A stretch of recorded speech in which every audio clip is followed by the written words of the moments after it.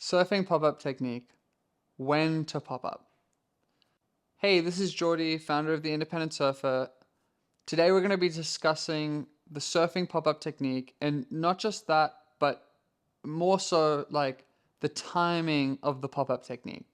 So if you're curious to cover the pop-up technique in detail, this video probably isn't for you. But if you're interested in learning about timing, which I would say is just as important as the pop-up technique itself, then we're going to jump into that right in this video. After having worked with so many surfers in so many different locations around the world, I would say once you become proficient with the pop-up technique itself, something you may want to consider is timing the pop-up correctly. I would say like this is something that holds back a ton of intermediate surfers and upper level beginner surfers as they're trying to make progress, because if you pop up too late at the bottom of the wave, then what will happen is you won't carry enough speed to get back up to the top of the wave. So the way I want you to think about this is like a vert ramp or like a skateboard ramp, right? Or like a hill. A wave is very similar in that regard, as like you get your speed obviously from the wave pushing and moving forward towards the beach, but you also get your speed from gravity pulling you down towards the bottom of the wave. Once you get to the bottom of the wave, what happens is you actually start outrunning that wave and the push of the wave, and you also get to the bottom, so you don't have gravity pulling you down anymore. So at that point, once you get to the bottom of the wave, you're losing a ton of speed. And you can't surf if you have no speed, because your board won't create enough lift and all you'll do is end up sinking in the water. And so when you kind of drop down from the top of the wave to the bottom, if you don't carry that speed from the top down towards the bottom back up to the top, then you'll end up losing the wave. Either the wave will rush ahead of you, or as you go and lean onto a rail, because you don't have enough speed, you'll just sink and you won't go anywhere. So that's why timing the pop-up and is equally as important as the pop-up technique itself. Just a quick interruption of this video to bring you an advert. Whoop whoop. We do host surf and yoga retreats in various locations around the world, and I'd just like to let you know that if you're struggling with your pop-up, you can totally come and join us. And they're usually a week long, and I would almost guarantee that we will be able to fix your pop-up or whatever issues you're having with it within that week. So come and join us at our surf and yoga retreats. The next one will be in Nicaragua, but maybe you will see this one and we'll have passed that date. So check out whatever retreat happening closest to you, closest to the time that you'd like to join us. All right, back to the video. So again, I think we already established what would happen with the pop-up technique. Like if you are popping up too late on the wave, then you will end up at the bottom of the wave and you won't be able to turn the board in time to carry speed back up to the top of the wave. So I guess one of the things that I'd like for you to understand really clearly is that when you get better at surfing, or maybe you're already at this point already, but while you're paddling into a wave, that's when you should be making a decision about the type of turn that you're going to do down the line according to what the wave is going to allow you to do. And I would also say that what most people kind of miss in this situation is typically the waves that you and I are surfing as you're learning to surf, or as I'm there helping you learn to surf, are going to be relatively small. And in those situations, dropping down to the bottom of the wave should be reserved for when you're either if you have a big board so you can carry your momentum, and even if you go slow, you'll still create enough lift to keep you up out of the water. Or if you're on a smaller board, you really want to get comfortable with surfing the wave very laterally first, because that will allow you to stay in the top part of the wave and like kind of utilize the wave's energy without ever dropping down into the trough area and then losing all your speed, because that's like kind of a relatively advanced, not maneuver, but approach to surfing. Cool, so going back to wave mechanics and how a wave works, We've already discussed the most important part of this, but I'd like to just talk about waves and as they move in towards the beach. So the way that they really work is like what happens is you have this, obviously there's this line of energy that's been created by wind far out in the ocean. That wind has disturbed the surface of the ocean and then has propelled waves outwards towards you.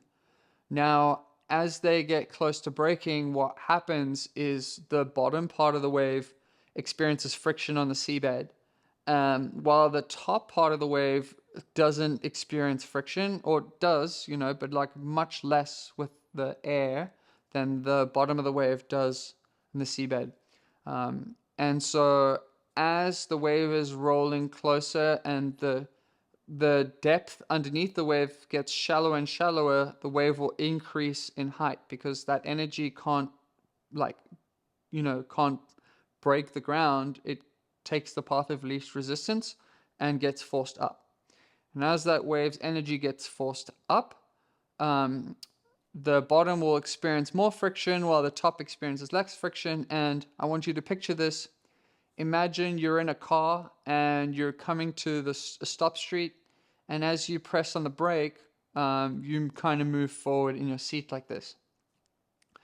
You are the top of the wave and the car is the bottom of the wave. Eventually what happens is the bottom of the wave slows down so much that the top kind of gently falls over the bottom, and that's how you get a breaking wave. Now, why this is important is because if you don't time the pop-up correctly as it's about to break, that's when you kind of end up in that bottom or mid section of the wave and end up standing too far at the bottom.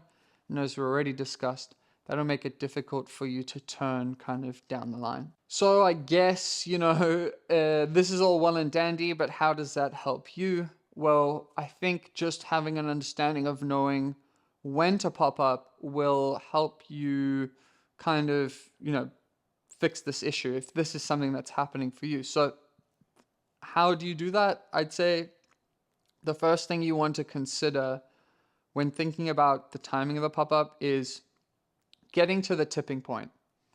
So if you are paddling into a wave and you start to feel that your head is slightly tipping below your feet, once this has happened, it's almost a little bit too late to stand up because, and I'll explain why now. When you pop up on your surfboard, you want your board to be flat, sticking out the face of the wave.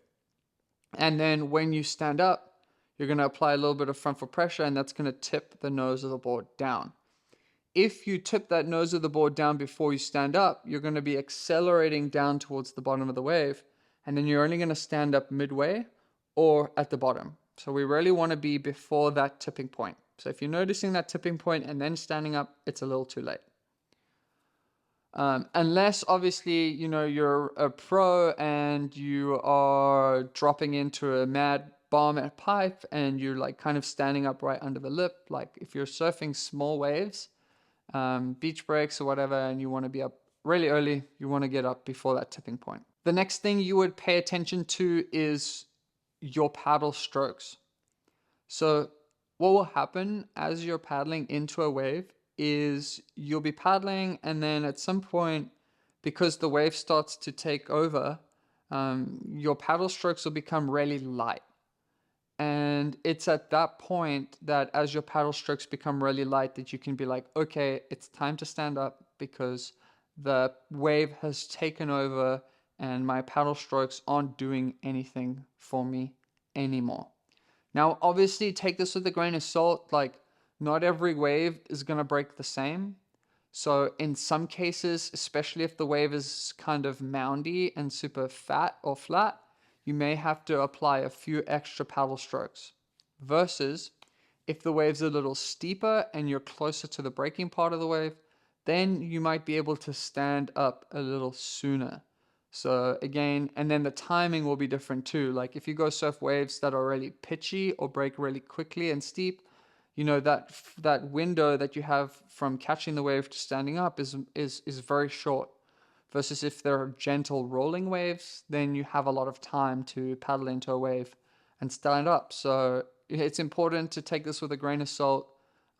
It's going to be trial and error, and there might be times where you pop up too early, and there might be times where you pop up too late, and it's up to you to try and find some sort of like equilibrium there.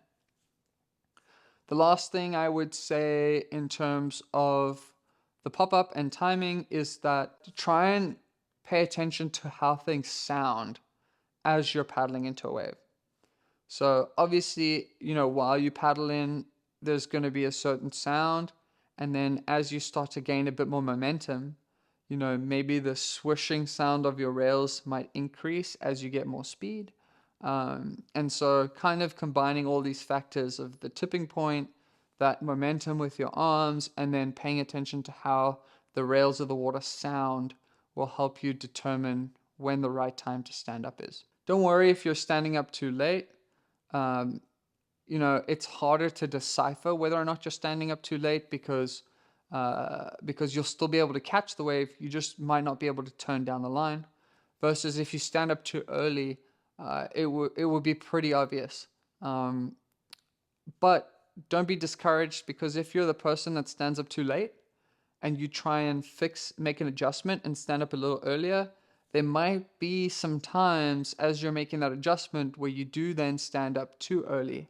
But this is a very important part of the process. So I wouldn't be so concerned about making mistakes. I'd be concerned about making the same mistake repeatedly. That's when you should be kind of worried and being like, okay, what am I doing wrong here?